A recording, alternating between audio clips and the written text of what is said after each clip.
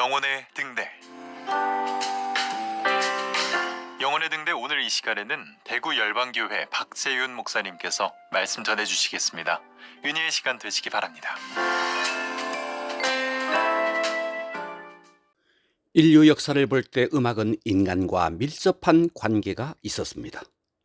그래서 어느 나라, 어느 민족, 어느 종족이든지 음악이 없는 곳은 없습니다. 찬란한 문화의 꽃을 피운 문명의 거리에도, 아프리카 미개인에게도, 심지어 식인종들에게도 음악은 있습니다. 어느 시대든 인류는 음악을 통해 자기를 표현해 왔습니다.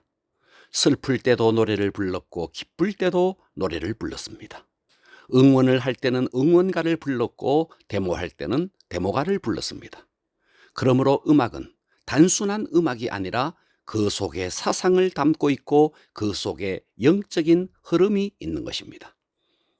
그래서 주술사들이 주술을 행할 때도, 신내린 무당이 구슬할 때도 꽹과리, 북, 장구 등 음악적 요소를 통해 구슬합니다. 경건하고 조용한 가운데 작두를 타는 무당은 없습니다. 이처럼 음악은 영적 의식과 관계가 있습니다. 음악은 우리의 정서와 감정을 만지고 영적 존재의 통로가 되는 것입니다. 그런데 세상 가요의 배후에는 사단이 역사하지만 찬양 속에는 성령님이 역사합니다. 그러므로 우리가 찬양을 하나님께 올려드리는 것은 구원받은 성도의 마땅한 의무입니다. 그래서 구원받은 기쁨을 찬양으로 하나님께 올려드릴 때 하나님께서 너무나 기뻐하는 것입니다.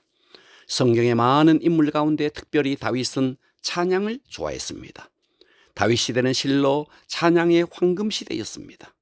역대상 16장은 온통 다윗의 찬양으로 구성되어 있고, 역대상 25장의 다윗은 찬양단을 24반열로 조직하여 하나님을 찬양하기도 했습니다.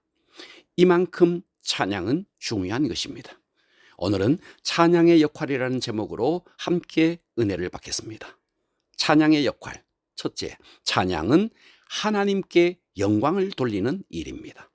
하나님께서 우리 인간을 창조하셨을 때 찬양을 통해 하나님께 영광을 돌리기 위해서 창조하셨습니다.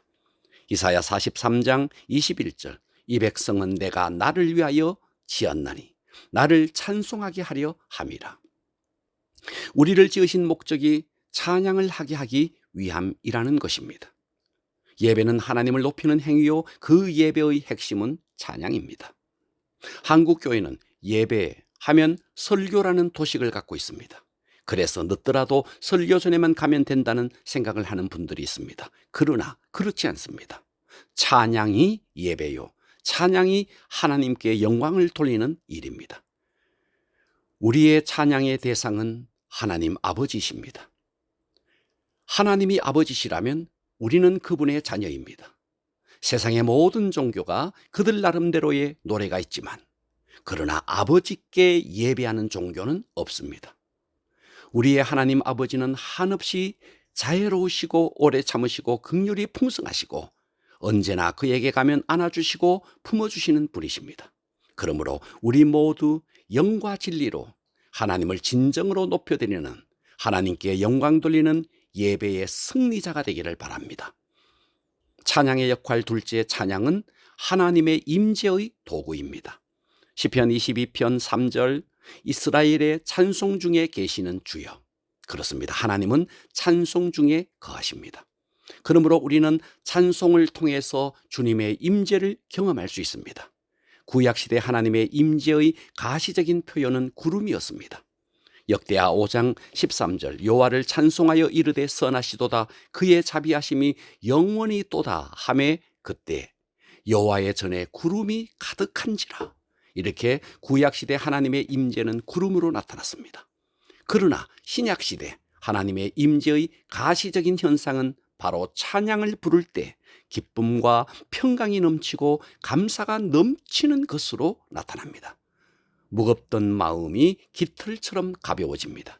그래서 어떤 날은 너무 힘들어 찬양을 부르고 싶지 않을 때도 있지만, 그러나 조금만 의지를 가지고 찬양하다 보면 성령님이 사로잡습니다. 그때 힘든 모든 상황들은 정리되고 충만한 기쁨으로 채워지는 것입니다. 바울과 실라가 빌립보 감옥에 있을 때 찬양을 불렀더니 바로 그곳에 주님이 임했습니다. 옥터가 흔들리고 쇠사슬이 끊어지고 옥문이 다 열려버렸습니다.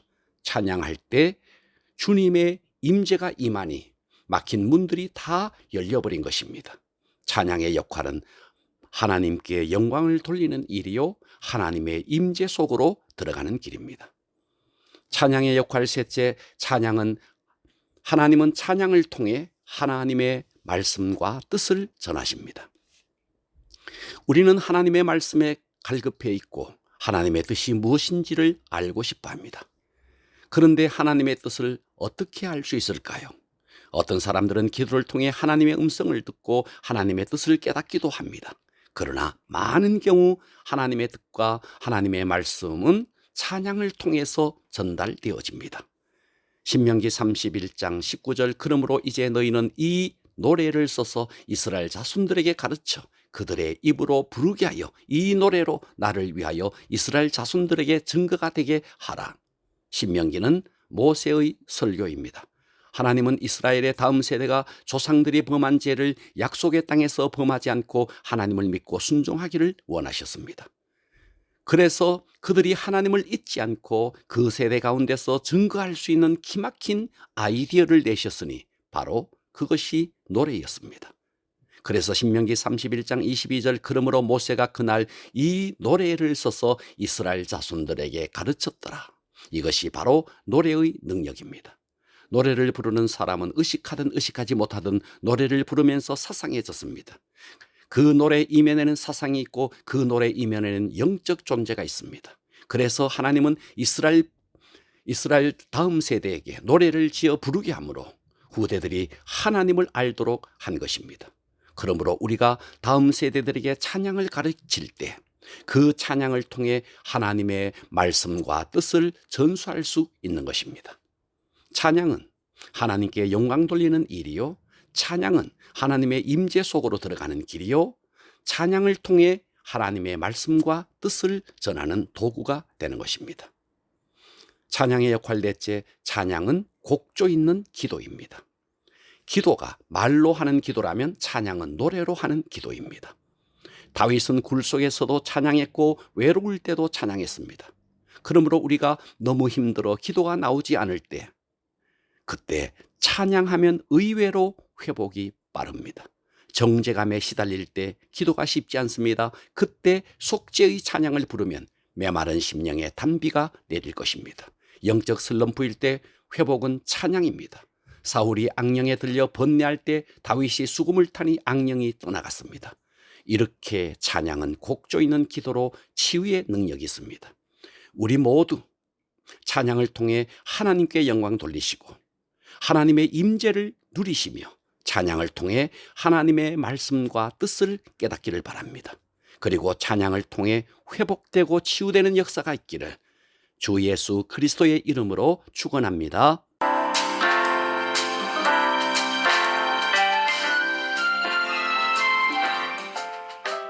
영혼의 등대 지금까지 대구시 달서구 월곡로에 위치한 대구 열방교회 박세윤 목사님의 말씀으로 함께 하셨습니다. 이 시간 방송 들으시고 신앙생활에 도움받기 원하시는 분들은 대구 지역번호 053-636-4944번 대구 열방교회로 전화하시기 바랍니다.